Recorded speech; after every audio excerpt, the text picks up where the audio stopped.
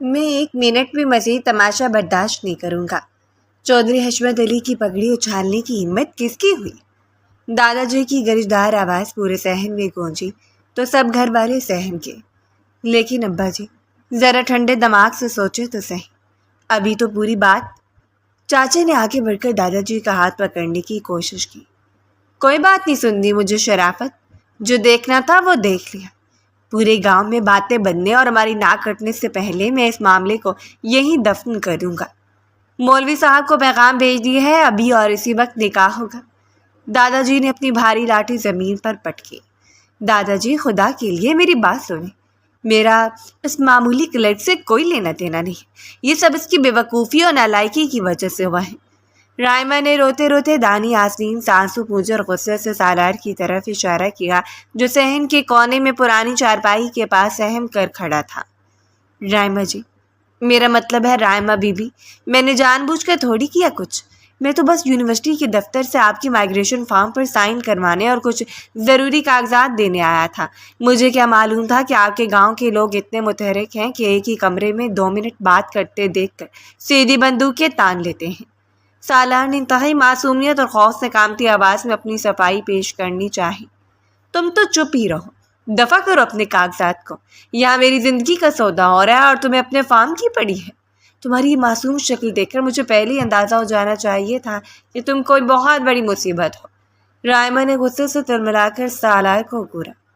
ہائے ہائے، دیکھو تو ذرا لڑکی کی زبان، ابھی نکاح ہوا نہیں اور شوہر نامدار کو ایسے آنکھیں دکھا رہی ہے جیسے کچا چبا جائے گی۔ پھپھو نے فوراً اپنے دوپٹے کا پلو سیدھا کرتے ہوئے مرچ مسالہ لگانا شروع کیا۔ اور ویسے شرافت بھائی، لڑکا تو شکل سے بالکل ہی صادق گائے لگ رہا ہے، بیچارہ شریف ابن شریف لگتا ہے، مچھر بھی مارے گا تو پہلے اسے معذرت کرے گا۔ رائمہ بی بی، اب رونے کا کیا فائدہ؟ قسمت میں کلرک کی لکھا تھا تو چودھریوں کی بیٹی میڈیکل کالج جا کر بھی کلرک کی ہی بیگم بنے گی۔ پھپھو، آپ برائے مہربانی اپنے تبصرے اپنے پاس رکھیں، آپ کو تو بس ہر وقت تماشے کی پڑی رہتی ہے۔ دادا جی غلط فہمی میں یہ فیصلہ کر رہے ہیں اور آپ آگ پر پیٹرول ڈال رہی ہیں۔ رائمہ تب کر بولی۔ زبان سنبھال کر۔ رائمہ، اپنے سے بڑوں سے بات کرنے کی یہی تمیز سکھائی ہے میں نے؟ چاچا نے رائمہ کو ڈانٹا، لیکن ان کا اپنا لہجہ بھی دادا جی کے خوف سے ررس رہا تھا۔ ابا جی، شہر کا لڑکا ہے، کلرک ہے، ہماری برادری کا بھی نہیں ہے، ہم کیسے؟ میں نے کہہ دیا نا شرافت، بس بات ختم۔ چودھری حشمت علی کا فیصلہ پتھر پر لکیر ہے، اگر یہ دونوں بے قصور بھی ہیں تب بھی جو تماشا پورے محلے نے دیکھا ہے اس کا علاج صرف یہی نکاح ہے، دادا جی نے حتمی انداز میں کہا۔ اسی دوران صحن کے بڑے دروازے سے ایک بوڑھے مولوی صاحب اندر داخل ہوئے جن کا سانس پھولا ہوا تھا اور پگڑی ایک طرف کو جھکی ہوئی تھی۔ السلام علیکم چودھری صاحب، خیریت تو ہے؟ آپ کے بندے نے تو مجھے ایسے اٹھایا جیسے گاؤں پر نادر شاہ نے حملہ کر دیا ہو، میں تو وضو کر رہا تھا، لوٹا وہیں چھوٹ گیا، مولوی صاحب نے ہانپتے ہوئے کہا۔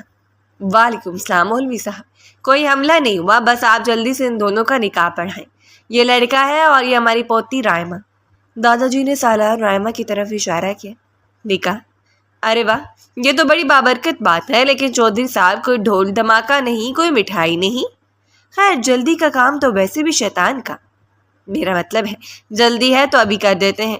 مولوی صاحب نے جلدی سے اپنے تھیلے سے نکاح نامہ نکالا اور اپنی جیبیں ٹٹولنے لگے۔ اوہو، چشمہ تو میں جلدی میں مسجد میں بھول آیا، خیر اللہ مالک ہے۔ مولوی صاحب جلدی کیجیے، ہمارے پاس فضول باتوں کا وقت نہیں ہے، دادا جی نے تلخی سے کہا۔ جی جی، ابھی شروع کرتا ہوں۔ مولوی صاحب نے کاغذات سیدھے کیے اور سالار کے قریب ہے۔ ہاں بھائی برادرم، تمہارا نام کیا ہے؟ جی سالار سکندر۔ سالار نے ہچکچاتے ہوئے جواب دیا اور ایک نظر دادا جی کی لاٹھی پر ڈالی۔ ٹھیک ہے، سالار سکندر، اور لڑکی کا نام؟ رائمہ بنت حشمت علی۔ مولوی صاحب نے دھندلی نظروں سے پڑھتے ہوئے کہا۔ حشمت علی؟ نہیں، میرے دادا کا نام ہے، وہ میرے ابو کا نام شرافت علی ہے، خدا کے لیے اپنی اینک سیدھی کریں یا نام تو ٹھیک سے پڑھیں۔ رائمہ غصے اور روتے ہوئے چلائی۔ استغفر اللہ، بیٹی اتنا غصہ؟ وہ اصل میں چشمے کے بغیر مجھے شرافت اور حشمت ایک جیسا ہی لگ رہا تھا۔ اچھا، شرافت علی؟ مولوی صاحب نے جلدی سے کاغذ پر قلم چلایا۔ ہاں تو رائمہ بنت شرافت علی، کیا آپ کو سالار سکندر ولد؟ مولوی صاحب پھر رکے۔ ولد کیا ہے بھائی؟ सिकंदर अली, सालार ने धीमी आवाज में कहा। हाँ, सिकंदर अली के साथ ये निकाह कबूल है? मौलवी साहब ने पूछा। रायमा ने सिसकती हुई भरी और सालार को ऐसी कातलाना नजरों से देखा कि सालार ने खौफ से अपनी नजरें झुका ली। रायमा, जवाब दो, चाचा ने दबी जबान में कहा। जी, कबूल है, रायमा ने जैसे अपने दिल पर पत्थर रखकर कहा। मौलवी साहब ने 3 बार यही अमल दोहराया और रायमा ने रोते हुए हामी भर ली। चल भाई, अब दूल्हा मियाँ की बारी। सालार, सिकंदर आपको। रायमा बिनते शराफत अली। मौलवी साहब अभी बोल ही रही थे कि सालार ने जल्दी से कहा। जी कबूल है, बिल्कुल कबूल है, 3 बार कबूल है। अरे मियाँ ज़रा सब्र तो करो, मुझे बात तो पूरी करने दो, इतनी भी क्या जल्दी है? मौलवी साहब ने मुस्कुरा कर कहा, जिस पर दादाजी ने उनको घूरा तो मौलवी साहब की मुस्कुराहट वहीं गायब हो गई। हाँ तो कबूल है ना? जी कबूल है, सालार ने सर झुका कर कहा। चलो अब दस्तखत करो। मौलवी साहब ने निकाहनामा और कलम सालार की तरफ बढ़ाया। सालार के हाथ उस वक्त ऐसे कांप रहे थे जैसे ज़लज़ला आ गया हो। उसने डरते डरते दस्तखत किए। जैसे ही सालार दस्तखत करके हटा, रायमा उसके बिल्कुल करीब आई और अपने भारी जूते वाले पैर से सालार के पाँव पर पूरे जोर से पाँव मारा। आह! सालार के मुंह से कैसी दर्दनाक चीख निकलते निकलते रह गई। उसने फौरन अपना पैर हवा में उठाया और दर्द से तड़पते हुए रायमा को देखा। क्यों मारा? सालार ने दांत पीसते हुए धीमी आवाज में पूछा। ताकि तुम्हें याद रहे कि तुमने किसकी जिंदगी बर्बाद की है। ये तो बस शुरुआत है, आगे आगे देखो मैं तुम्हारा क्या हश्र करती हूँ।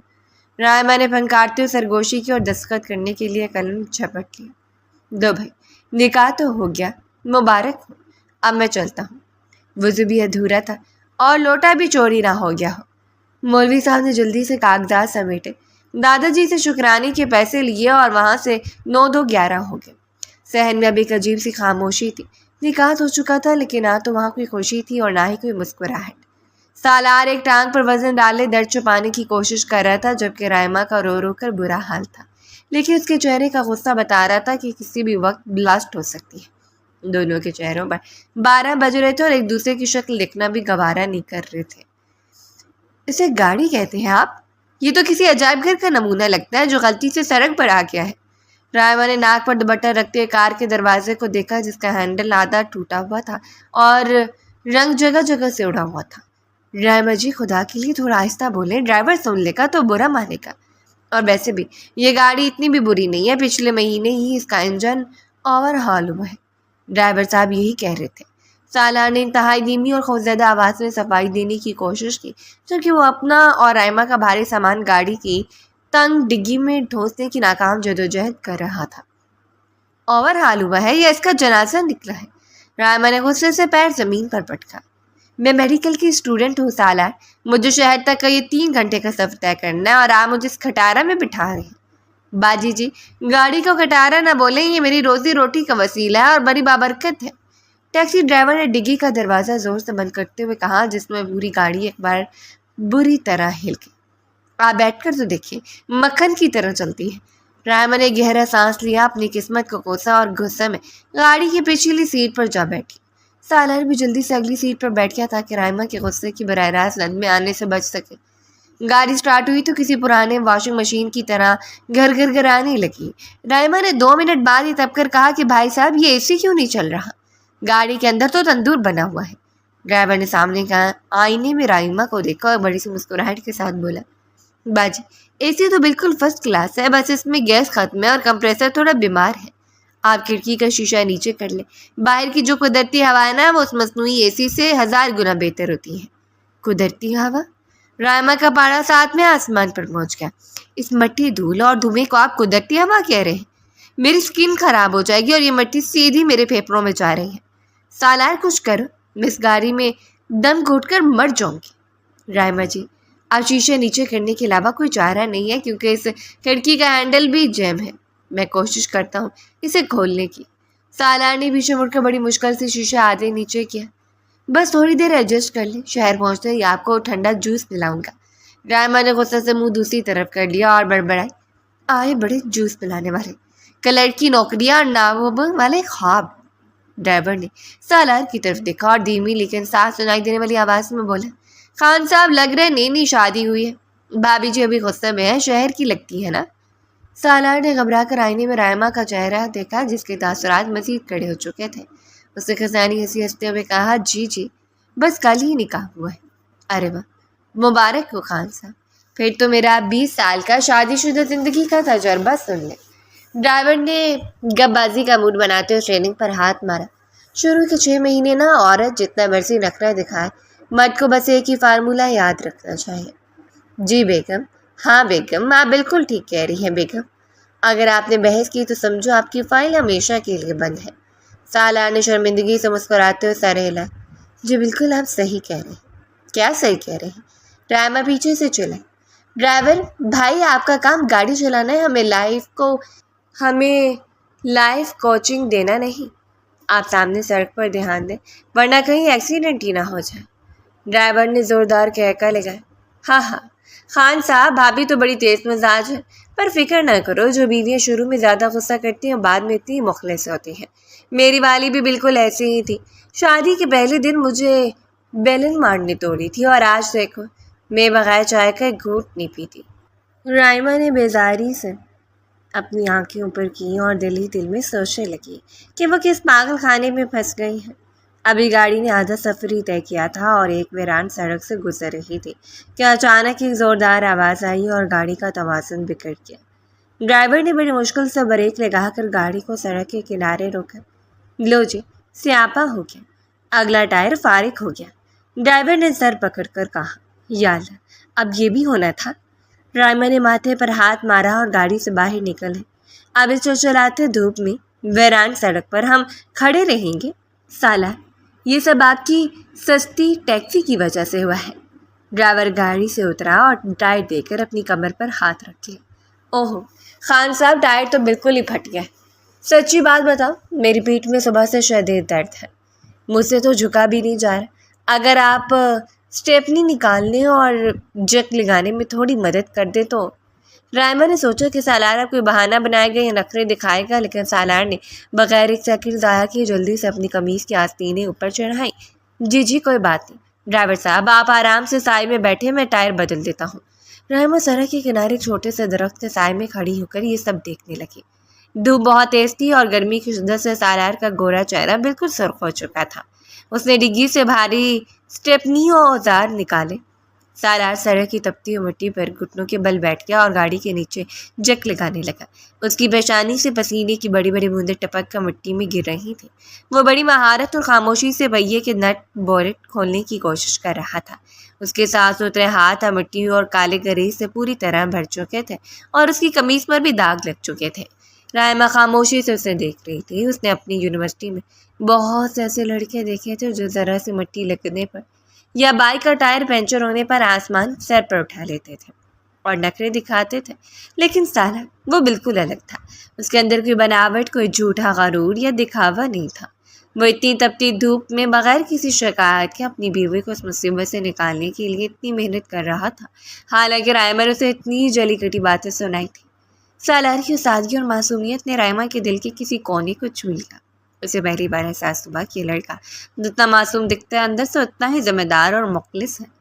ہو گیا ڈرائیور صاحب، نٹ کھل گیا، سالار نے اچانک خوشی سے چلاتے ہوئے کہا، جیسے اس نے کوئی بہت بڑا مار کا سر کر لیا ہو۔ اس کے چہرے پر بچوں جیسی معصوم اور سچی مسکراہٹ تھی۔ اس نے اپنے بازو سے ماتھے کا پسینہ پوچھنے کی کوشش کی، جس سے اس کے گال پر بھی گریز کا ایک کالا نشان بن گیا۔ یہ دیکھ کر رائمہ کے لبوں پر بے اختیار ایک بہت خوبصورت مسکراہٹ آ گئی۔ اس کا سارا غصہ جیسے اس تیز دھوپ میں پگھل کر غائب ہو چکا تھا۔ لو بھائی رائمہ جی، اللہ اللہ کر کے ہمارا محل آ گیا۔ سالار نے گلی کے کونے پر بنے چھوٹے مگر انتہائی صاف ستھرے مکان کا ہرا لوہے کا دروازہ کھولتے ہوئے دھیمی آواز میں کہا۔ رائمہ نے بھاری دل کے ساتھ اندر قدم رکھا۔ صحن چھوٹا سا تھا، لیکن وہاں لگے پودوں، گملوں اور فرش کی چمک بتا رہی تھی کہ گھر مڈل کلاس ہونے کے باوجود بہت سلیقے سے رکھا گیا ہے۔ ابھی وہ دونوں صحن کے وسط میں پہنچی تھی کہ کچن سے ایک ہاتھ میں لکڑی کا چمچہ پکڑے شگفتہ بیگم باہر نکلی اور سالار کے ساتھ ایک انجان لڑکی کو دیکھ کر ان کے ہاتھ سے چمچہ فرش پر جا گرا۔ ہائے میرے اللہ، یہ کون ہے؟ تم یونیورسٹی کا فارم جمع کروانے گئے تھے، کسی معصوم لڑکی کو اغوا کر کے لائے ہو؟ انہوں نے ڈرامائی انداز میں دونوں ہاتھ اپنے گالوں پر رکھے۔ امی خدا کا خوف کریں، میں سرکاری کلرک ہوں، کوئی گینگسٹر نہیں۔ سالار نے گھبرا کر اپنے ماتھے کا پسینہ پونچھا۔ یہ آپ کی بہو ہے رائمہ، ہمارا نکاح ہو گیا ہے۔ بہو؟ شگفتہ بیگم کی آنکھیں حیرت سے پھیل گئیں۔ انہوں نے رائمہ کو سر سے پاؤں تک دیکھا جو قیمتی جوڑے میں ملبوس آنکھیں جھکائے کھڑی تھی۔ ارے لڑکے، سچ سچ بتاؤ، تم نے اس معصوم پر کوئی جادو ٹونا تو نہیں کیا؟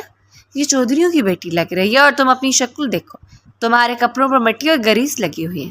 امی، وہ حالات ایسے بن گئے تھے کہ دادا جی نے فوراً فیصلہ کر دیا، اور یہ کوئی عام لڑکی نہیں ہے، میڈیکل کالج کی اسٹوڈنٹ ہے، بس 1-2 سال میں ڈاکٹر بن جائیں گی۔ سالار نے جلدی سے رائمہ کا روب ڈالنے کے لیے کہا۔ ڈاکٹر؟ شگفتہ بیگم کا ڈرامائی صدمہ 1 سیکنڈ میں غائب ہو گیا اور ان کا چہرہ ایسے چمکا جیسے 100 واٹ کا بلب جل گیا ہو۔ یا اللہ تیرا شکر ہے، میری 7 نسلوں میں کوئی ڈاکٹر آ ہی گیا۔ شگفتہ، تیری تو قسمت جا گئی۔ انہوں نے لپک کر رائمہ کو گلے سے لگا لیا جس سے رائمہ بالکل اکا بکا رہ گئی۔ میری پیاری بیٹی، میری ڈاکٹر بہو، ہائے میں صدقے جاؤں۔ سالار کھڑے کیا ہو، جاؤ 2 کلو مٹھائی لاؤ۔ نہیں 2 کلو نہیں، پورے 5 کلو۔ میں پورے محلے میں مٹھائی بانٹوں گی اور اس بشیرہ کے گھر بھی مٹھائی بھجواؤں گی جو کہتی تھی کہ کلیٹ کو کون لڑکی دے گا۔ اس دوران کمرے کا پردہ ہٹا اور لائبہ بالوں کی پونی ٹیل بناتی ہوئی ہاتھ میں چپس کا پیکٹ لیے باہر آئی۔ امی، کون پاگل مٹھائی بانٹ رہا ہے؟ اس کی نظر جیسے رائمہ پر پڑی، اس کے منہ میں چپس کا نوالا وہیں رک گیا۔ او مائی گاڈ، یہ ہور پڑی کون ہے؟ لائبہ، تمیز سے بات کرو، تمہاری بھابھی ہیں اور ڈاکٹر ہیں۔ سالار نے گردن اکڑا کر روب ڈالنے کی کوشش کی۔ بھابھی؟ اور وہ بھی اتنی پیاری؟ لائبہ نے سالار کو سر سے پاؤں تک دیکھا اور پھر رائمہ کے قریب آئی۔ بھابھی سچ بتائیں، آپ کا ذہنی توازن تو ٹھیک ہے نا، یا پھر بھائی نے آپ کو اپنی ایک لڑکی کے کوئی جھوٹے خواب دکھائے ہیں؟ آپ کی شکل تو ایسی ہے کہ آپ کو کسی ہیرو کے ساتھ ہونا چاہیے تھا، سادھو گائے کے ساتھ نہیں۔ رائمہ، جو اب تک گاؤں کی سند میں گرمی اور ٹیکسی کے سفر کی وجہ سے شدید غصے اور تناؤ میں تھی، لائبہ کی اس معصومانہ اور کاردار بات پر اپنی حیثیت دبا نہ سکی۔ اس کے لبوں پر ایک ہلکی سی مسکراہٹ ابھری اور پھر اس کے منہ سے ایک چھوٹا سا کہکا نکل گیا۔ دیکھا بھابھی، آپ ہنستی ہوئی کتنی پیاری لگتی ہیں۔ آپ بالکل فکر نہ کریں، اس گھر میں اب ہم دونوں ایک ٹیم ہیں اور یہ بھائی، یہ ہمارے اپوزیشن لیڈر ہیں۔ لائبہ نے رائمہ کا ہاتھ پکڑ کر اسے صوفے کی طرف لے جاتے ہوئے کہا۔ لائمہ، تم اپنی حد میں رہو، میں تمہارا بڑا بھائی ہوں اور اس گھر کا کماؤ پوت ہوں۔ سالار نے خسیانہ ہو کر کہا۔ بڑے بھائی ہوں گے اپنے دفتر کے لیے، میرے لیے تو آپ وہی ہیں جو بچپن میں مٹی کھاتا تھا۔ لائبہ نے چٹکی لی اور جلدی سے ٹی وی ٹرالی کی دراز کی طرف بھاگی۔ بھابھی رکیے، میں آپ ان کا اصل چہرہ دکھاتی ہوں تاکہ آپ کا وہم دور ہو جائے۔ وہ ایک پرانا مٹیالہ فوٹو البم اٹھا لائی اور رائمہ کے بالکل برابر میں بیٹھ گئی۔ سالار نے جیسے البم دیکھا، اس کے چہرے کے رنگ اڑ گئے۔ لائبہ، نہیں، خدا کے لیے وہ البم واپس رکھو۔ نہیں بھابھی، یہ دیکھیں۔ لائبہ نے البم کھولا۔ یہ ہمارے معصوم بھائی ہیں، عمر 5 سال، اور ان کے اگلے 2 دانت غائب ہیں کیونکہ یہ پڑوسیوں کے درخت سے امرود چڑاتے ہوئے نیچے گرے تھے اور 3 دن تک روتے رہے تھے کہ میرا دانت اللہ میاں کے پاس چلا گیا۔ رائمہ نے تصویر دیکھی تو سالار کا وہ مٹی میں لت پت بنا دانتوں والا روتا ہوا چہرہ دیکھ کر وہ کھلکھلا کر ہنس پڑے۔ سچی؟ یہ اتنے ڈرپوک تھے؟ ڈرپوک؟ بھابھی، آپ کو کیا پتا، یہ اگلی تصویر دیکھیں۔ امی نے ان کو زبردستی لڑکیوں والی فراک پہنائی تھی کیونکہ یہ ضد کر رہے تھے کہ مجھے بھی لائبہ جیسی لال فراک پہننی ہے، اور پاؤں میں گھنگرو باندھ کر ناچ رہے تھے۔ لائبہ نے ہنستے ہوئے تالی بجائی۔ لائبہ، بس کر تو، میں کہہ رہا ہوں، بند کرو اسے۔ سالار کا چہرہ شرمندگی سے بالکل سرخ ہو چکا تھا اور البم چھینے کے لیے آگے بڑھا، لیکن رائمہ نے جلدی سے البم اپنے پیچھے چھپا لیا اور سالار کو چھیڑتی ہوئی بولی، ہرگز نہیں سالار جی، اب یہ البم میرے پاس رہے گا۔ مجھے بھی تو پتہ چلے کہ میرے یہ شریف اور معصوم شوہر بچپن میں کتنے بڑے نواب تھے۔ سالار نے بے بسی سے دونوں خواتین کو دیکھا جو اب اس پر کھل کر ہنس رہی تھی، جبکہ شگفتہ بیگم کچن سے آواز لگا رہی تھی۔ رائمہ بیٹی، چائے الائچی والی پیو گی؟ گاؤں کی افراتفری، دادا جی کا غصہ، رجنبی پن کا سارا خوف اس چھوٹے سے گھر کے پیار اور لائبہ کی شرارتوں میں گل کر کہیں غائب ہو چکا تھا، اور رائمہ کو پہلی بار احساس ہوا کہ شاید یہ سفر اتنا بھی برا نہیں جتنا وہ سمجھ رہی تھی۔ یار زویا، یہ جو ایڈمن آفس میں نیک کلرک آئے ہیں نا سالار صاحب، سچی بہت ہی کوآپریٹو اور شریف انسان ہے۔ عمران نے کوریڈور سے گزرتے ہوئے دائیں جانب بنی بڑی سی کھڑکی کی طرف اشارہ کیا جہاں نوٹس بورڈ لگا ہوا تھا۔ زویا نے بکس کو اپنے سینے سے لگاتے ہوئے حامی بھری۔ ہاں یار عمران، تم بالکل صحیح کہہ رہے ہو، کل میں اپنی رول نمبر سلپ کا ایشو لے کر گئی تھی، انہوں نے اتنے اخلاق اور تمیز سے گائیڈ کیا کہ میں تو حیران رہ گئی، ورنہ یہاں کے باقی اسٹاف کو تو دیکھو ایسا لگتا ہے جیسے ہم ان سے ان کی جائیداد مانگ رہے ہوں۔ बेचारे बहुत ही साधु और मासूम से हैं। रायमा ने लाशौरी तौर पर अपने कदम धीमे किए और खिड़की के पार देखा। अंदर सालार सफ़ेद काटन की सिलशुदा कमीज पहने, चश्मा नाक पर टिकाए, नहायत संजीदगी और मेहनत से बड़ी बड़ी फाइलें अलट पलट रहा था। उसका पूरा ध्यान अपने काम पर था और अपने मखसूस धीमे अंदाज में किसी तालिब इल्म को समझा रहा था। रायमा के लबों पर एक शरारती दबी दबी मुस्कुराहट उभर आई। उसने दिल ही दिल में सोचा, तुम दोनों को क्या पता कि जो तुम्हें साधु गाय शरीफ और मासूम इंसान लग रहा है या मेरा शोहर नामदार है, और घर जाकर लाइबा के साथ मिलकर मैं उसकी कितनी टांग खींचती हूँ और ये किस तरह मासूम बनकर अम्मी के पीछे छुपता है। रायमा, तुम कहाँ खो गई? चलो अगला लेक्चर शुरू होने वाला है। ज़ोया ने उसका हाथ हिला के उससे ख्यालात की दुनिया से निकाला। ओह हाँ, तुम लोग चलो, मेरा माइग्रेशन फार्म का कुछ काम रहता है। दादाजी ने कहा था कि आज ही साइन करवा कर जमा करवाना है, वरना एडमिशन कैंसिल हो सकता है। तुम लोग क्लास में बैठो, मैं एडमिट रूम में होकर आती हूँ। रायमा ने जल्दी से बहाना बनाया। ठीक है, जल्दी आना। इमरान और ज़ोया क्लास की तरफ बढ़ गए। रायमा ने चोरी छुपे इधर उधर देखा। कॉरिडोर में इसमें तलबा का रश कम था। उसने गहरा सांस लिया, अपना वाइट कोट को सीधा किया और एडमिट रूम का दरवाज़ा हल्का सा धकेला। खुशकिस्मती से इस वक्त कमरे में कोई दूसरा तालिब इल्म या टीचर मौजूद नहीं था। बस सालार अपनी सीट पर बैठा फाइलों के ढेर में गर्क था। Excuse me. रायमा ने जानबूझकर अपनी आवाज़ को रोबदार और अजनबी बनाने की कोशिश की। सालार ने चूम कर सर उठाया। रायमा को सामने देख उसकी आंखें चमक उठी और उसके चेहरे पर एकदम रौनक आ गई। उसने जल्दी से अपना चश्मा उतारा, इधर उधर देखते हुए धीमी आवाज़ में बोला, अरे रायमा जी, आप यहाँ? खैरियत तो है? कोई मसला तो नहीं हुआ कॉलेज में? आहिस्ता बोले सालार, कोई सुन लेगा। और ये रायमा जी क्या होता है? होश में आए, आप कॉलेज में बैठे हैं। यहाँ मैं सिर्फ एक स्टूडेंट हूँ और आप एक क्लर्क। रायमा ने जल्दी से दरवाज़ा बंद किया और उसकी मेज़ के बिल्कुल करीब आकर खड़ी हो गई। अच्छा बाबा, माजरत, लेकिन अब अपनी बेगम को सामने देखकर बंदा खुश भी ना हो। वैसे आज आप इस मेडिकल के वाइट कोट में बिल्कुल सच्ची मुच्ची की डॉक्टर लग रही हैं। बस इंजेक्शन लगाने वाला गुस्सा थोड़ा कम कर ले। सालार ने शरारत से मुस्कुराते हुए कहा और उसका माइग्रेशन फॉर्म अपने हाथ में ले लिया। अपनी शायराना और क्लर्क वाली ज़बान घर पर ही चलाया करें। ये लें फॉर्म और उस पर जल्दी से साइन करें और कान खोल कर सुन लें। कॉलेज से मुझसे दूर रहना। अगर मेरे किसी फ्रेंड को पता चला ना कि मेरा शोहर इस कॉलेज में क्लर्क है तो मैं आपको जिंदा नहीं छोड़ूंगी। रायमा ने उंगली उठाकर उसे धमका। तौबा है रायमा जी, इतनी धमकियाँ? मैं तो वैसे भी दूर ही रहता हूँ। आपके खौफ से तो मैं कॉरिडोर में भी दीवार के साथ लग कर गुजरता हूँ। ये कहीं आपका कोई नखरा मुझसे न टकरा जाए। वैसे घर में तो आप लाइबा के साथ मिलकर मेरी बचपन की तस्वीरें देखकर खूब हंस रही थी। यहाँ इतना आरोप? सालार ने फाइल पर मोहर लगाते हुए धीमी आवाज़ में छेड़ा। वो घर की बात है, ये कॉलेज है। यहाँ नौकरी करते हैं आप, चुपचाप अपना काम करें। रायमा ने जल्दी से फार्म उसके हाथ से चिपटा। अब मैं जा रही हूँ। अभी रायमा मुड़ने ही वाली थी कि अचानक बाहर कॉरिडोर में किसी के भारी कदमों की आवाज़ आई। साथ ही कॉलेज के प्रिंसिपल साहब की मखसूस खांसी गूंजी। सालार साहब अंदर ही है ना? सालार के चेहरे का रंग एक सेकंड में उड़ गया। उसके हाथ से कलम छूटकर मेज पर गिरा। वह बढ़ाकर अपनी कुर्सी से खड़ा हो गया जैसे किसी चोर की चोरी पकड़ी गई हो। या अल्लाह, प्रिंसिपल साहब, अगर उन्हें आपको यहाँ इस तरह अकेले मुझसे बात करते दिख लिया तो मेरा तो तबादला सीधा किसी दूर दराज गाँव के स्कूल में कर देंगे। तो मैं क्या करूँ? मैं कहाँ जाऊँ? रायमा भी घबरा गई और उसका दिल तेजी से धड़कने लगा। आप इस अलमारी के पीछे छुप जाएं। नहीं, मेज के नीचे घुस जाएं। अरे नहीं, मेज के नीचे तो आपकी शान में गुस्ताखी हो जाएगी। आप ऐसे इस पर्दे के पीछे खड़ी हो जाएं जल्दी। सालार खुद इतना घबरा गया था कि कभी मेज़ के नीचे छुपने की नाकाम कोशिश कर रहा था तो कभी फाइलों का ढेर रायमा के आगे करने लगा। रायमा उसकी मुज़क्का खेस और डरपोक हालत देखकर अपनी हंसी और घबराहट के बीच फंस गई। तो उसके दरवाजे का हैंडल नीचे की तरफ घूमने लगा था और सालार मासूमियत से अपने हाथ जोड़कर उसे पर्दे की तरफ इशारा कर रहा था। या अल्लाह, ये मेडिकल की एस्ट्रोलॉजी और बायोकेमिस्ट्री से भी ज़्यादा मुश्किल काम है। आखिर इन दोनों डब्बों पर नाम लिखने में क्या बुराई थी? रायमा ने किचन के काउंटर पर रखे दो एक जैसे सफ़ेद प्लास्टिक के डब्बों को बारी बारी सूंघा। उसके बाल ऊपर एक बेतरतीब जूड़े में बंधे थे। माथे पर पसीने की नन्ही बन्नी बूंदें चमक रही थी और उसके हाथ कोहनियों तक आटे में लथपथ थे। शगुफ्ता बेगम को सुबह से शदीद माइग्रेन था, इसलिए रायमा ने बड़े फ़ख्र से ऐलान किया था कि आज रात का खाना वो खुद बनाएगी।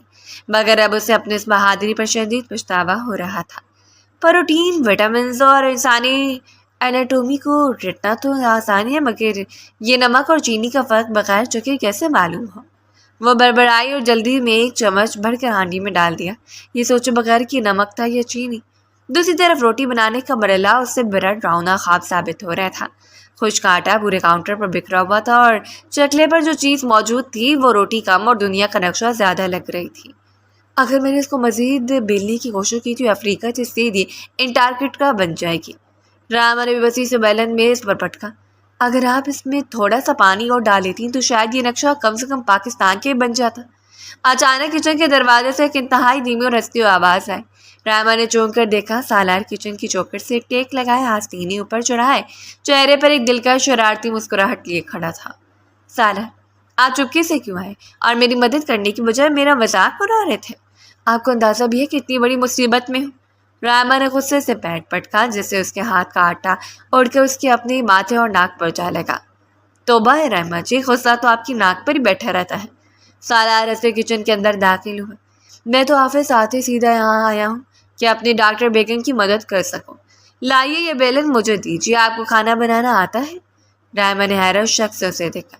سرکاری کلرک ہوں راما جی، ہاسٹل کی زندگی گزاری ہے، فائلیں سنبھالنے کے ساتھ ساتھ روٹی کو گول کرنا بھی سیکھا ہے۔ سالار نے نرمی سے بیلن اس کے ہاتھ سے لیا اور چکلے کے پاس کھڑا ہو گیا۔ آپ ذرا سائڈ پر اور دیکھیں کہ سچی مچی کی گول روٹی کیسے بنتی ہے۔ سالار نے بڑی مہارت سے آٹے کا ایک نیا پیڑا بنایا، اس کے ہاتھ بہت نرمی اور نفاست سے چل رہے تھے۔ راما خاموشی سے اسے دیکھنے لگی۔ سالار کا انداز بہت پرسکون اور دل کو چھو لینے والا تھا۔ راما جی، ذرا وہ خشک آٹا تو بڑھائیے۔ سالار نے بغیر دیکھے ہاتھ پھیلایا۔ راما نے جلدی میں ایک خشک آٹے کا ڈبہ اٹھایا مگر اس کا ہاتھ سالار کے ہاتھ سے ٹکرا گیا۔ ایک پل کے لیے دونوں کے ہاتھ وہیں رک گئے۔ راما نے نظر اٹھا کر سالار کو دیکھا جو بہت گہرائی سے اسے دیکھ رہا تھا۔ آپ کی ناک پر، سالار نے دھیمی آواز میں کہا۔ کیا ہوا میری ناک کو؟ راما نے گھبرا کر اپنے ہاتھ سے گال صاف کرنے کی کوشش کی مگر اس کے آٹے والے ہاتھ نے اس کے پورے گال کو سفید کر دیا۔ سالار کے منہ سے ایک ہلکا سا کہکا نکال۔ ارے آپ نے تو پورا چہرہ ہی سفید کر لیا، بالکل وہ بچپن کی گڑیا لگ رہی ہے جو مٹی میں کھیل کر آئی ہو۔ رکے میں صاف کرتا ہوں۔ سالار ایک قدم مزید قریب آیا، اس نے اپنا صاف ہاتھ اٹھایا اور انتہائی نرمی، بہت ہی رومانٹک انداز میں اپنی انگلی کے پوروں سے راما کے گال اور ناک پر لگا آٹا صاف کرنے لگا۔ اس کا لمس اتنا نرم تھا کہ راما کی دھڑکنیں ایک دم تیز ہو گئی۔ کچن کی تپش جیسے کہیں غائب ہو گئی اور دونوں کی نظریں ایک دوسرے میں الجھ کر رہ گئی۔ سالار کی آنکھوں میں اس وقت جو مٹھاس اور محبت تھی وہ راما نے پہلے کبھی نہیں دیکھی تھی۔ دونوں کے درمیان ایک بہت ہی خوبصورت اور جادوئی احساس بیدار ہو چکا تھا کہ اچانک اوہ، کچن رومانس! امی جلدی آئیں، یہاں تو روٹی بننے کی بجائے کچھ اور ہی پک رہا ہے۔ لائبہ نے کچن کے دروازے پر کھڑے ہو کر دونوں ہاتھ اپنے منہ پر رکھے اور زور سے چلا اٹھی۔ راما ایک دم پیچھے ہٹی، اس کا چہرہ شرم سے لال ہو چکا تھا، جبکہ سالار نے ہڑبڑا کر بیلن دوبارہ ہاتھ میں لیا اور جلدی جلدی روٹی بیلنے کا ڈرامہ کرنے لگا، حالانکہ وہ آٹا پہلے ہی گول ہو چکا تھا۔ لائبہ، تم ہر وقت جیمز بانڈ کی طرح جانے کہاں سے ٹپک پڑتی ہو؟ جاؤ یہاں سے، میں تمہاری بھابھی کی مدد کر رہا ہوں۔ سالار نے خسانی ہنسی ہنستے ہوئے بہانہ بنایا۔ ہاں بھائی، میں دیکھ رہی تھی کہ آپ آٹا گوندھ رہے تھے یا بھابھی کا گال صاف کر رہے تھے۔ لائبہ نے راما کو آنکھ ماری، اس پر راما نے شرماتے اپنا منہ دوسری طرف کر لیا۔ یہ راما کی زندگی کا سب سے خوبصورت پل تھا جو کہ انتہائی خوبصورت یاد میں بدل چکا تھا۔ آسمان پر بجلی چمکی اور دیکھتے دیکھتے شہر پر کالے بادلوں نے گھیرا ڈال دیا۔ سیکنڈوں میں ایسی تیز اور موسلادھار بارش شروع ہوئی کہ گرمی کا نام و نشان مٹ گیا، لیکن اس خوبصورت موسم کے ساتھ ہی لوڈ شیڈنگ ہو گئی، پورے گھر میں اندھیرا چھا گیا۔ لائبہ بیٹا، جلدی سے الماری میں موم بتیاں نکالو۔ شگفتہ بیگم نے صحن کے دالان میں بیٹھتے ہوئے آواز لگائی۔ اب ان کی طبیعت پہلے سے بہت بہتر تھی۔ امی، موم بتی تو مل گئی مگر اس اندھیرے اور اتنے کمال کے موسم میں کمرے میں بیٹھنے کا کیا فائدہ؟ چلیے سب صحن میں بیٹھتے ہیں۔ لائبہ نے موم بتی جلا کر دالان کی چھوٹی میز پر رکھتے ہوئے کہا۔ تھوڑی ہی دیر میں پورا خاندان صحن کے پاس دالان میں اکٹھا ہو گیا۔ بارش کی بوندیں صحن کے پودوں پر گر کر ایک مسحور کن موسیقی پیدا کر رہی تھی۔ مٹی کی سوندھی سوندھی خوشبو پورے ماحول میں پھیل چکی تھی۔ شگفتہ بیگم اور لائبہ ایک طرف بیٹھی تھی جبکہ راما اور سالار ایک ہی چارپائی کے دو الگ الگ کونوں پر بیٹھے تھے۔ موم بتی کی دھیمی اور سنہری روشنی دونوں کے چہروں پر پڑ رہی تھی جس سے ماحول اور بھی رومانوی لگ رہا تھا۔ ہائے، ایسے موسم میں اگر گرما گرم پکوڑے اور کڑک چائے مل جائے تو زندگی کا مزہ آ جائے۔ لائبہ نے اپنے ہاتھ ہوا میں لہرائے۔ پکوڑے تو میں ابھی بنا لوں گی لائبہ، مگر اس اندھیرے میں اکیلے کچن میں جانے سے مجھے تھوڑا ڈر لگتا ہے۔ راما نے معصومیت سے کہا۔ ڈرنے کی کیا بات ہے راما جی، آپ کے شوہر نامدار جو موجود ہے، میں موبائل کی ٹارچ جلا کر آپ کے ساتھ کھڑا ہو جاتا ہوں۔ سالار نے فوراً پیشکش کی، جس پر رائما نے اسے ایک تشکر آمیز نظر سے دیکھا۔ آدھے گھنٹے کے اندر سالار کی موبائل ٹارچ کی مدد اور رائما کی محنت سے گرما گرم خستہ پکوڑے اور الائچی والی چائے تیار ہو کر دالان میں آ چکی تھی۔ سب نے مزے لے کر پکوڑے کھائے اور چائے کی چسکیاں لی۔ اب آئے گا اصل مزہ۔ ایسے موسم میں اندھیرا ہو، بارش ہو اور گانے نہ ہو، یہ تو ناانصافی ہے۔ چلیے ہم سب انتاکشتری کھیلیں گے، لائبہ نے تالی بجاتے اعلان کیا۔ ارے بیٹا، میں اس عمر میں کیا گانے گاؤں گی، تم نوجوان ہی کھیلو، شگفتہ بیگم مسکرا کر بولی۔ نہیں امی، آپ بس جج بن جائیں، مقابلہ میرے اور بھائی کے درمیان ہوگا، بھابھی آپ میری ٹیم میں ہیں۔ لائبہ نے رائما کا ہاتھ پکڑ لیا۔ شروعات میں کرتی ہوں۔ لائبہ نے جوش میں ایک تیز رفتار نیا گانا گایا اور آخر میں یہ پر بات ختم کی۔ چلے بھائی، آپ کی باری ہے، یہ سے گائیں، کوئی پرانا اور سستا گانا مت گائیے گا۔ سالار تھوڑا سا شرمایا، اس نے ایک نظر رائما پر ڈالی جو موم بتی کی روشنی میں بہت غور سے اسے ہی دیکھ رہی تھی۔ سالار نے گہرا سانس لیا اور بہت ہی مدھم، دھیمی اور مسکن آواز میں گانا شروع کیا۔ دالان میں ایک دم جیسے سناٹا چھا گیا، صرف بارش کی گرتی ہوئی بوندوں کی آواز تھی اور سالار کی وہ جادوئی ریشمی آواز جس میں ایک عجیب سا سوز اور گہرائی تھی۔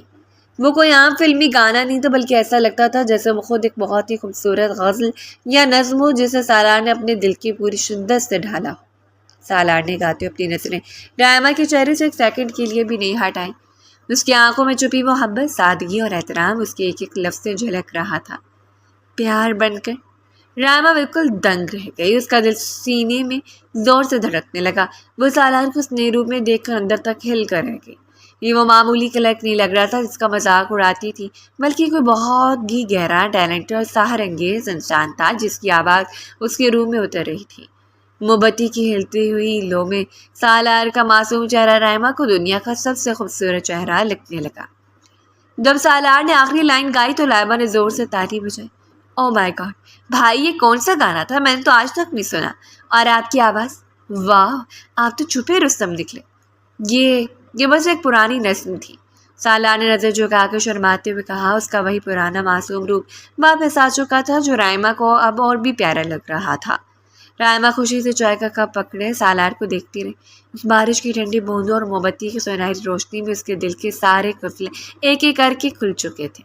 اسے پہلی بار سچی مچی احساس ہوا تھا کہ اسے سالار کی سادگی اور اس کی معصومیت اور اس کے دل کی پاکیزگی سے محبت ہو چکی ہے۔ وہ کلرک صحیح، مڈل کلاس صحیح، لیکن اس کے دل کا راجہ بن چکا تھا۔ وال کلاک کا ٹک ٹک پورے کمرے کی خاموشی میں صاف سنائی دے رہی تھی۔ رات کے ٹھیک 2 بج رہے تھے۔ رائما کے کمرے کی اسٹڈی ٹیبل پر کتابوں اور نوٹس کا ایک انبار لگا ہوا تھا۔ مانیٹر کی سکرین پر انسانی دماغ کی پیچیدگیاں، انیٹومی کھلی ہوئی تھی اور رائما دونوں ہاتھوں سے اپنا سر پکڑے آنکھیں بند کیے بیٹھی تھی۔ اس کے چہرے پر تھکن اور شدید ذہنی دباؤ کے اثرات صاف نمایاں تھے۔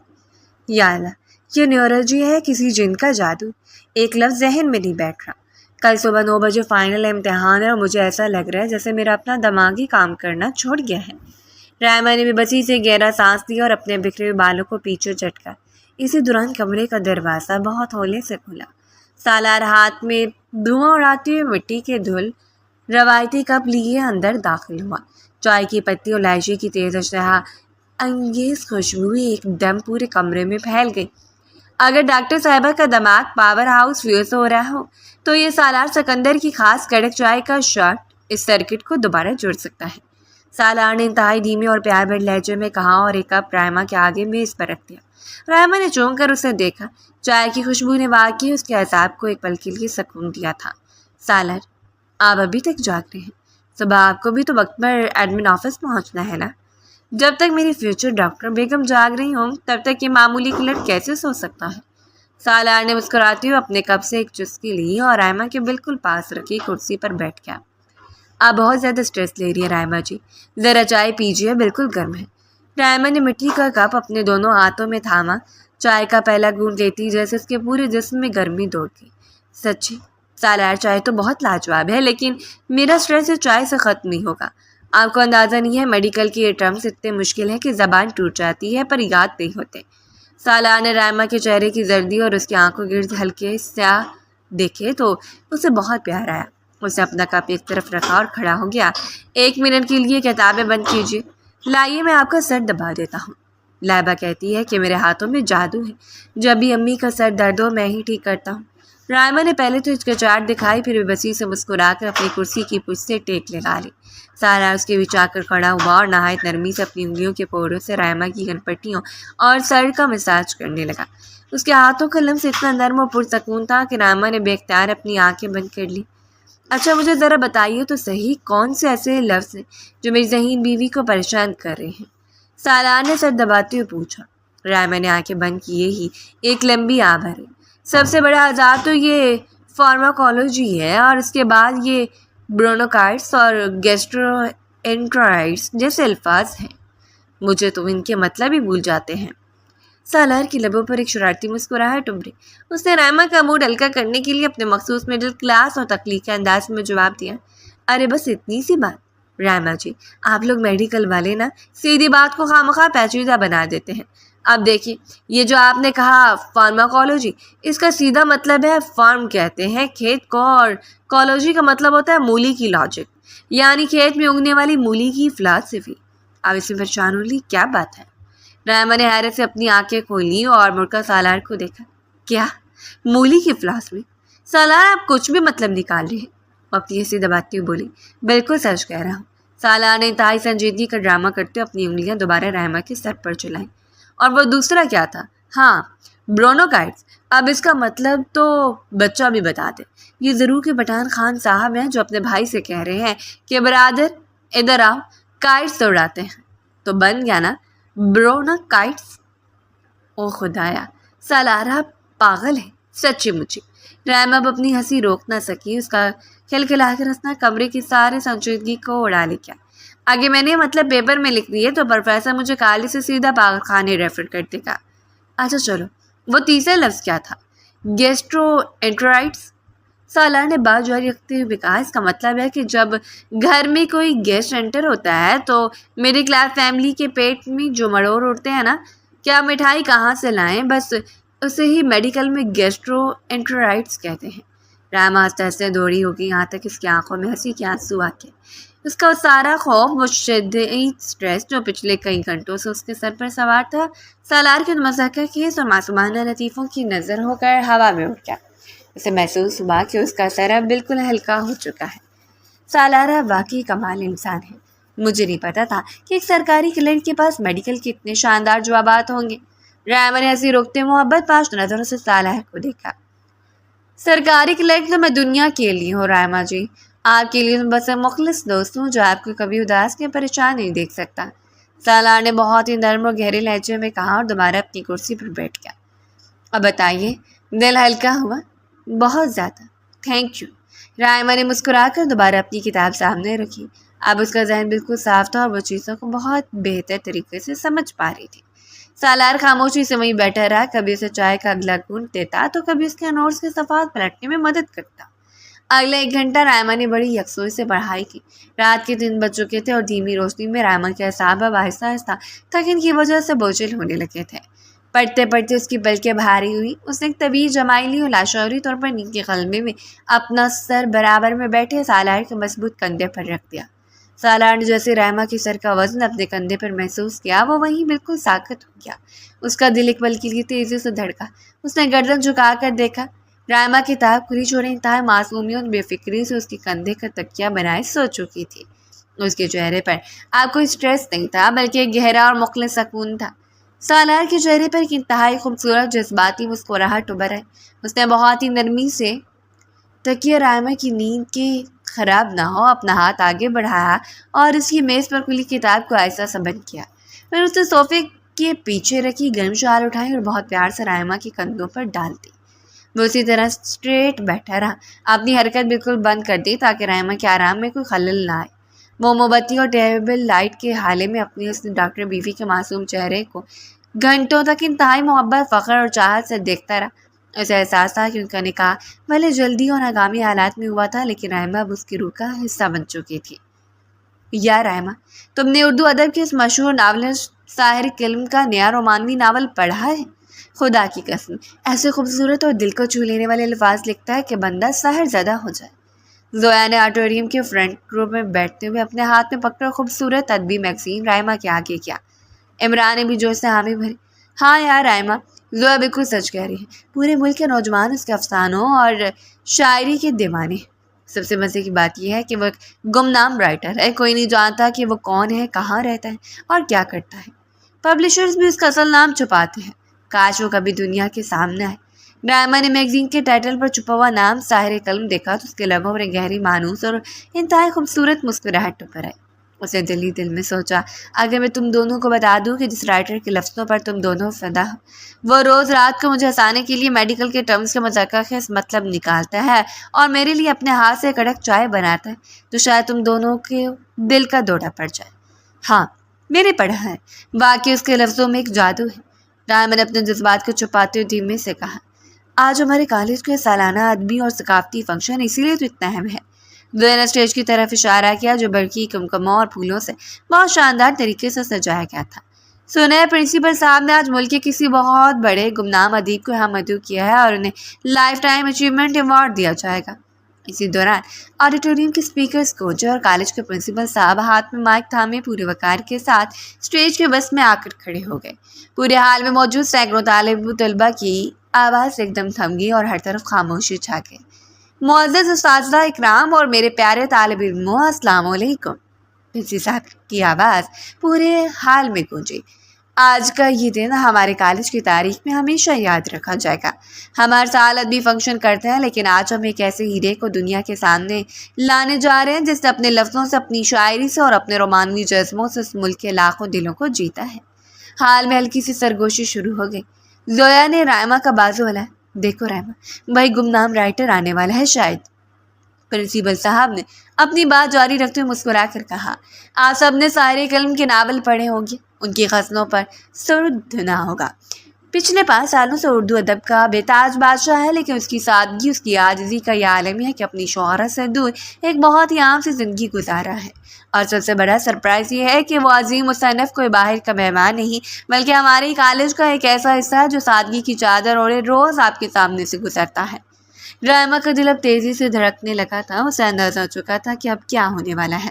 اس نے فخر سے اپنے سر کو اونچا کیا۔ خواتین و حضرات، میں انتہائی فخر اور مسرت کے ساتھ ساحر قلم کے اصل روپ کو دنیا کے سامنے پیش کر رہا ہوں۔ تشریف لاتے ہیں ہمارے اپنے ایڈمن ڈپارٹمنٹ کے سینئر کلرک جناب سالار سکندر صاحب۔ پرنسپل صاحب نے چمکتی آنکھوں کے ساتھ اسٹیج سے اعلان کیا۔ کیا؟ زویا کے منہ سے ایک زوردار چیخ نکلی اور اس کے ہاتھ سے میگزین نیچے گر گیا۔ سالار صاحب، وہ معصوم سادھو سے کلرک، یہ کیسے ہو سکتا ہے؟ عمران کی آنکھیں حیرت سے اتنی پھیل گئی کہ چشمہ ناک سے نیچے سرک گیا۔ وہ دونوں دنگ رہ گئے اور مڑ کر رائما کو دیکھنے لگے، لیکن رائما کے چہرے پر کوئی حیرت نہیں تھی، بلکہ اس کی آنکھیں فخر اور محبت کے آنسوؤں سے چمک رہی تھیں۔ پورے آڈیٹوریم میں ایک سیکنڈ کا سناٹا رہا اور پھر جیسے تالیوں کا ایک طوفان آ گیا۔ تمام طلباء اور اساتذہ اپنی نشستوں سے کھڑے ہو گئے۔ اسٹیج کے پس پردہ سے سالار نمودار ہوا۔ اس نے آج سفید رنگ کا ایک انتہائی نفیس کرتا اور شلوار پہن رکھی، جس پر سرمئی رنگ کی واسطے اس کی شخصیت کو 4 چاند لگا رہی تھی۔ اس کے چہرے پر وہی پرانی معصوم اور آجزانہ مسکراہٹ تھی، مگر آج اس کی چال میں ایک عجیب سا وقار اور ایک سچے فنکار کا شاہانہ روب تھا۔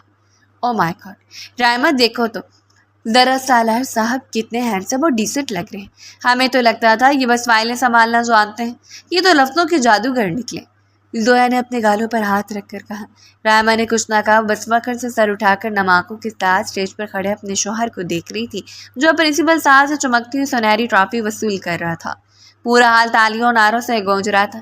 پرنسپل صاحب نے مائک سالار کے ہاتھ میں تھمایا اور سالار صاحب، آج پورا کالج بلکہ پورا ملک آپ کو سننا چاہتا ہے۔ اپنے اس گمنام سفر کے بارے میں کچھ کہیے۔ سالار نے مائک اپنے لبوں کے قریب کیا۔ جب اس نے بولنا شروع کیا تو اس کی وہی دھیمی اور جادوئی آواز پورے آڈیٹوریم کے ایک کونے میں سحر پھونکنے لگی۔ بہت شکریہ پرنسپل صاحب اور میری پیاری نوجوان برادری۔ سچ بات تو یہ ہے کہ میں کوئی جادوگر نہیں ہوں، میں تو بس ایک معمولی لڑکا ہوں جو زندگی کے عام سے مڈل کلاس بجٹ میں جینا جانتا ہے۔ لفظ میرے نہیں ہیں، یہ تو اللہ کی دین ہے جو میرے دل میں اترتے ہیں اور میں انہیں کاغذ میں بکھیر دیتا ہوں۔ میں نے ہمیشہ سادگی کو پسند کیا، اس لیے نوکری کی اور اپنی پہچان کو چھپائے رکھا۔ ہاں، میں دوبارہ تالیاں بجی۔ سالار نے ایک پل کے لیے اپنا رخ فرنٹ رو کی طرف کیا جہاں رائما بیٹھی ہوئی تھی۔ اس کی نظر سیدھی رائما کی آنکھوں سے ملی اور دونوں کے درمیان ایک بہت ہی گہرا اور جذباتی رابطہ قائم ہو گیا۔ سالار نے مسکرا کر مائک کو مزید قریب کیا۔ لیکن آج میں اس عظیم اسٹیج سے اس لائف ٹائم اچیومنٹ ایوارڈ کی ساری کامیابی، ساری عزت اور سارا کریڈٹ ایک بہت ہی خاص شخصیت کے نام کرنا چاہتا ہوں۔ وہ شخصیت جو میری زندگی میں آئی تو میرے لفظوں کو ایک نیا رنگ، ایک نئی زندگی مل گئی، جو خود میرے کلاس کے اسکلر کے چھوٹے سے گھر میں ایک ملکہ کی طرح رہتی ہے اور بہت جلد ایک عظیم ڈاکٹر بن کر انسانیت کی خدمت کرنے والی ہے۔ میری اس کامیابی کا اصل حقدار میری وہ ڈاکٹر بیوی ہے جس کے بغیر میرا ہر افسانہ، میری ہر غزل ادھوری ہے۔ سالار نے کہتے ہوئے اسٹیج سے جھک کر رائما کی طرف دیکھا اور بہت ہی پیار سے سر تسلیم خم کیا۔ ڈاکٹر بیوی؟ زویا نے ایک دم چونک کر رائما کی طرف اشارہ کیا۔ اسے یاد آیا کہ رائما اکثر اینوین روم میں فارم سائن کروانے جاتی تھی اور چائے والے دن بھی سالار کے ساتھ تھا۔ رائما، کہیں یہ ڈاکٹر بیوی تم تو نہیں ہو؟ عمران نے بھی اپنا سر پکڑ لیا۔ او خدا، رائما تم تو میڈیکل کی اسٹوڈنٹ اور تمہارا مائگریشن فارم۔ رائما سچ بتاؤ۔ رائما نے اپنی سہیلیوں کی طرف دیکھا۔ اس کے گال پر فخر اور شرمندگی کا خوبصورت سرخ رنگ ابھر آیا تھا۔ اس نے ہنس کر سہیلیوں کے آگے اپنے ہاتھ کی انگوٹھی دکھائی جو سالار نے اسے پہنائی تھی۔ ہاں زویا، یہ سارے قلم کوئی اور نہیں، میرے شوہر نامدار ہیں، رائما نے فخر سے مسکرا کر کہا۔ زویا اور عمران کے منہ کھلے کے کھلے رہ گئے جبکہ رائما نے دوبارہ اسٹیج کی طرف دیکھا جہاں سالار مائک پرنسپل کو دیکھ کر نیچے اتر رہا تھا اور اس کی نظر صرف اپنی ڈاکٹر بیوی کو ڈھونڈنی تھی۔ رائما کا دل اس میں دنیا کے سب سے بڑے احساس سے بھر چکا تھا۔ ہائے امی، جلدی باہر آئیں، دروازے پر تو چودھریوں کا پورا لشکر کھڑا ہے۔ لائبہ نے ڈرامائی انداز میں کوریڈور سے کچن کی طرف بھاگتے ہوئے ہانپ کر کہا۔ کیا مطلب؟ کون سے لشکر؟ لڑکی ہوش کے ناخن لو، کھل کے بتاؤ۔ شگفتہ بیگم نے ہاتھ میں پکڑا اور بیلنا میز پر رکھا اور حیرت سے باہر کی طرف دیکھی۔ امی، وہ سب کے سب باہر کھڑے۔ لائبہ نے آنکھیں پھاڑ کر سرگوشی کی۔ ابھی شگفتہ بیگم کو جواب دیتی کہ صحن کا بڑا ہرا دروازہ پوری طرح کھلا اور دادا جی چودھری حشمت علی اپنی بھاری لاٹھی زمین پر ٹیکتے ہوئے اندر داخل ہوئے۔ ان کے پیچھے چاچا شرافت علی اور پھپھو اپنے دوپٹے کا پلو سنبھالتی ہوئی ارد گرد کا جائزہ لیتی ہوئی اندر آئیں۔ السلام علیکم چودھری صاحب۔ ارے آپ لوگ اچانک؟ ہمیں تو کوئی اطلاع ہی نہیں ملی، ورنہ سالار اسٹیشن لینے آ جاتا۔ شگفتہ بیگم نے جلدی سے آگے بڑھ کر دادا جی کو سلام کیا اور انتہائی اخلاق سے انہیں دالان کے صوفے کی طرف لے گئے۔ وعلیکم السلام۔ کسی اطلاع کی ضرورت نہیں تھی شگفتہ بیگم، ہم تو بس اپنی بیٹی اپنی رائما کو دیکھنے آئے کہ وہ شہر میں کس حال میں ہے۔ دادا جی نے سنجیدہ لہجے میں کہا کہ ان کی آواز میں پرانا غصہ اور کڑک کا مخالف تھی بلکہ ایک تشویش سے جھلک رہی تھی۔ ہائے ہائے، گھر تو واقعی مڈل کلاس کا ہی ہے، پر صفائی ستھرائی ماننی پڑے گی۔ پھپھو نے صوفے پر بیٹھتے اپنی اینک درست کی اور کچن کی طرف گردن گھمائی۔ لیکن ہماری لاڈلی رائما کہاں ہے؟ کہیں اس غریب خانے میں سے جھاڑو پوچھا تو نہیں کروایا جا رہا؟ پھپھو، آپ کے دماغ کا الٹرا ساؤنڈ کروانا پڑے گا، ہر وقت نیگیٹو ہی سوچتی ہیں۔ کمرے کا پردہ اور رائما مسکراتی ہوئی باہر نکل آئی۔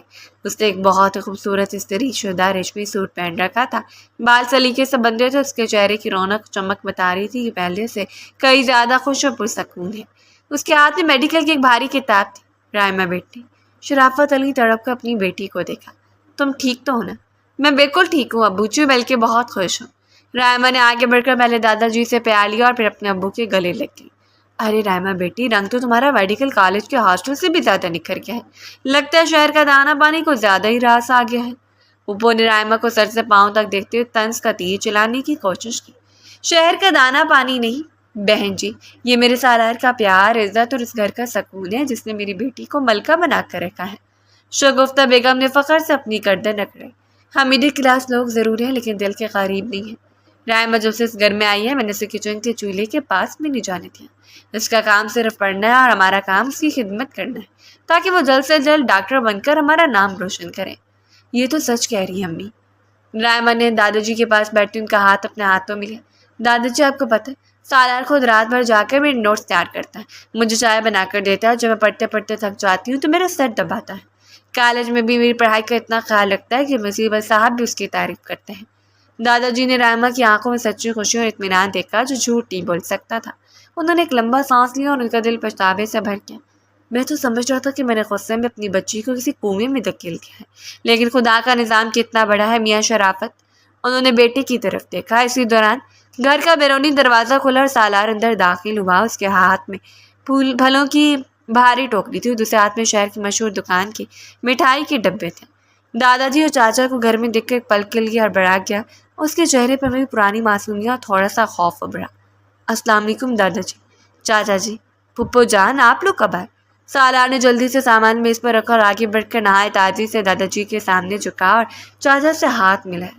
دادا جی نے سالار کو دیکھا۔ یہ وہی لڑکا تھا جسے انہوں نے گاؤں کے صحن میں سب کے سامنے ڈانٹا تھا، جس کی شرافت پر شک کیا تھا، لیکن اس لڑکے نے بدلے میں ان کی پوتی کو مقام اور عزت دی جس کا کوئی جواب نہیں تھا، اور اب تو پورے ملک میں اس کے سارے کلمونی کے چرچے تھے، پر اس کی آرزی اب بھی ویسی ہی تھی۔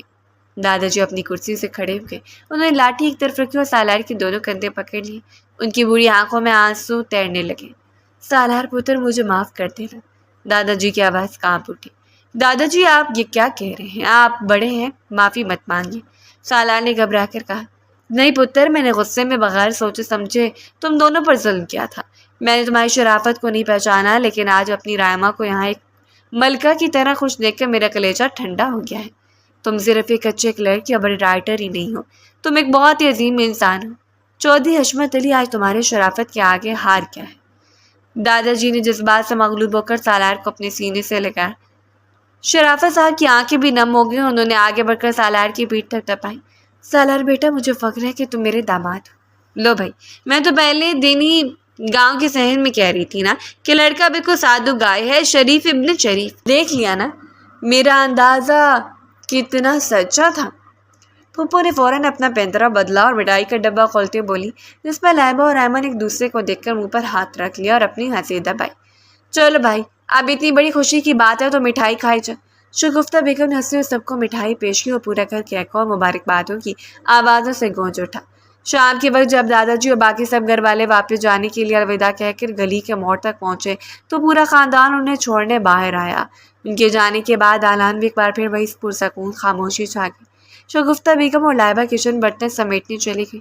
سالار اور رائما صحن میں کھڑے پودوں کو دیکھ رہے تھے جو ہلکی ہلکی ہوا چل رہی تھی۔